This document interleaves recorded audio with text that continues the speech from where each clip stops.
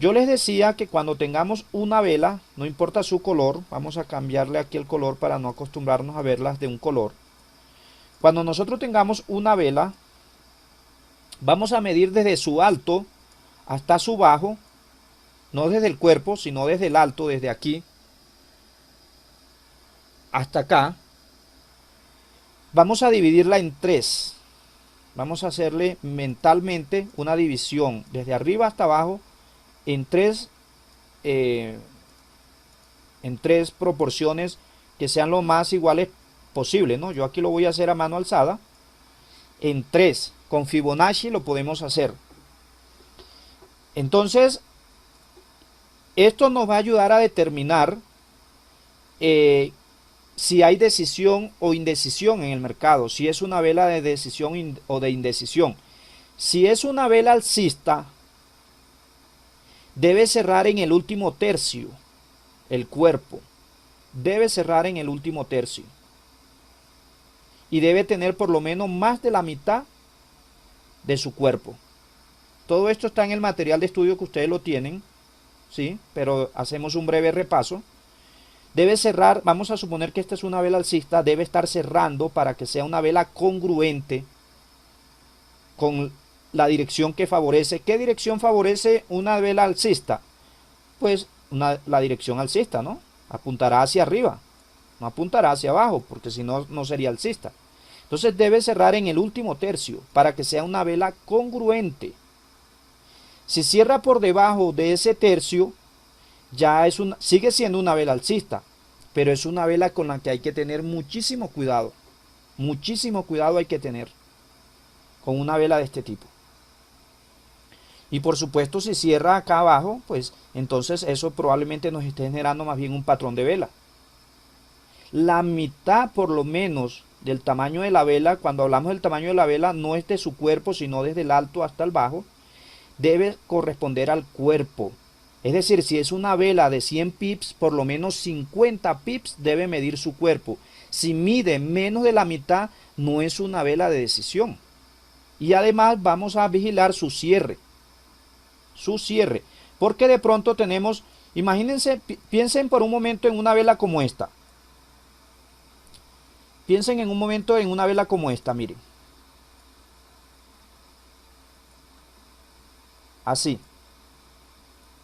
No sé si me habrá quedado bien las proporciones, pero esta es una vela que es alcista, vamos a suponer que su cuerpo es verde. Más de la mitad del cuerpo corresponde al tamaño de arriba hacia abajo, yo creo que sí hay más de la mitad, ¿sí? Pero no está cerrando en el último tercio, no es congruente.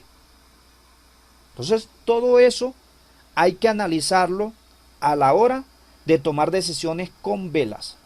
Todo eso, cuánto mide su mecha, cuánto mide su cuerpo. Y la mejor medida es esto, dividiendo la vela en tres. Así lo recomienda Steve Nissen, que es considerado la mayor, la palabra más reconocida de este lado en cuanto a velas japonesas, ¿no? Porque es una técnica oriental de todas maneras. La mayor autoridad, correcto, Humberto, gracias. Es así. Así lo recomienda él, que la dividamos en tres y comencemos a dividir para que sea una vela congruente. Vamos a suponer que es una vela bajista. Vamos a dibujar ahora una vela bajista. ¿Sí? Algo así. Entonces, si es bajista, debe cerrar en el último tercio. Esta, por ejemplo, me quedó ahí justica. Debe cerrar en el último tercio para que sea una vela realmente de decisión. Es una vela que aporta. ¿Por qué? Porque su dirección es bajista y debe ser, a la hora del cierre, ¿cuál es la psicología que hay inmersa en todo esto? Yo nunca olvidaré esta anécdota, siempre la comento cuando llego a este punto de esta tutoría. Yo recuerdo que antes de crear el blog, hace año y medio aproximadamente, casi 2 años, yo me di a la tarea de participar en varios foros, dando mi opinión, ayudando a mucha gente sobre temas de trading. Y recuerdo mucho que en un foro en el que participaba, en alguna ocasión quien lo conducía, me acuerdo que es un cubano, que decía que sabía mucho de de trading, de velas japonesas, de todo. Él nos pidió a nosotros los que estábamos asistiendo en ese momento al foro, porque era una transmisión en vivo, que expusiéramos un tema para que él hablara de ese tema. Bueno, muchas personas decían que de una cosa, que de la otra, que esto y que lo otro. Y yo propuse en su momento que habláramos de la psicología del mercado expresada a través de las velas japonesas. Ese fue el tema que yo propuse. Y yo me acuerdo que todo el mundo se reía. Por el chat, ¿no? Todo el mundo se reía. La persona que conducía el blog inicialmente guardó silencio. Y cuando llegó el momento de pronunciarse, lo que dijo fue que, o sea, que no entendía cómo a través de las velas japonesas se podía expresar la psicología del mercado, que él había escuchado de muchas cosas menos de psicología del mercado. E insinuó que yo estaba proponiendo un tema irrelevante, un tema poco importante. Eso fue lo que él más o menos insinuó. Bueno, finalmente no se terminó hablando del asunto y eso hizo que yo me retirara de ese sitio. Y decidí entonces crear mi propio blog, mi propio sitio donde yo pudiera hablar de las cosas que me interesaban y que realmente sí guardaban relevancia con el mercado. Eso fue algo que de alguna manera me marcó que fueran tomado, que hubiesen tomado eso de esa forma. Bueno, la verdad es que en ese tiempo yo no era mucho lo que aportaba tampoco, Prudencio. Yo más bien estaba como en una posición de participante, proponía cosas, pero realmente no era mucho lo que proponía. Lo cierto, ¿y por qué comento todo esto? Porque es que Steve Nissen dice que a través de la vela nosotros podemos de alguna manera medir la psicología del mercado. Un mercado que está nervioso, un mercado que está decisivo, un mercado que está indeciso, ¿sí? Lo vamos a medir a través del cuerpo de las velas y a través de sus mechas. Así lo recomienda Steve Nissen, ¿sí? Y la medida es, vuelvo y repito, dividir la vela en 3. Y esas proporciones nos van a determinar los patrones de vela y nos van a determinar si los cierres de la vela son decisivos, si no lo son, ¿sí?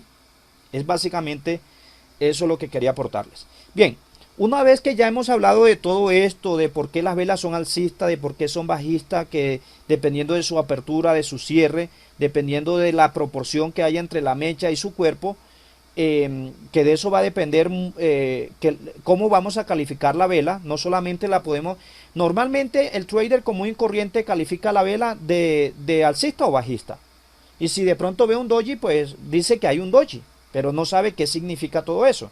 Nosotros, y yo pretendo que ustedes a partir de estas tutorías, además de calificarlas como alcistas o bajistas, porque para eso utilizaríamos llaves americanas. Para calificarla de alcista o bajista no necesitamos que sean velas japonesas, podrían ser llaves americanas, pero estamos desperdiciando una información que nos proporciona esta técnica. De hecho, las velas japonesas por sí solas constituyen una técnica de trading, pero si la unimos a otras cosas vamos a construir una técnica mucho más valiosa.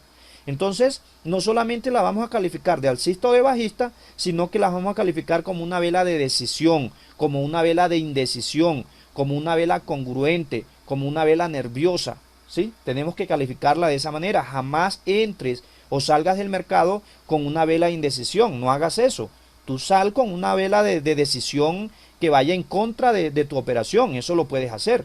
Si yo tengo un envolvente en el gráfico de la libra, yo me salgo del mercado porque o cierro parcialmente mis operaciones, cierro la mitad, si de pronto mi técnica me permite creer que va a continuar bajando. Pero en estos momentos se ha generado indecisión y yo no puedo salirme con velas de indecisión. Las velas de indecisión no son para tomar decisiones. Las velas de decisión unidas a velas de decisión sí nos permiten tomar decisiones.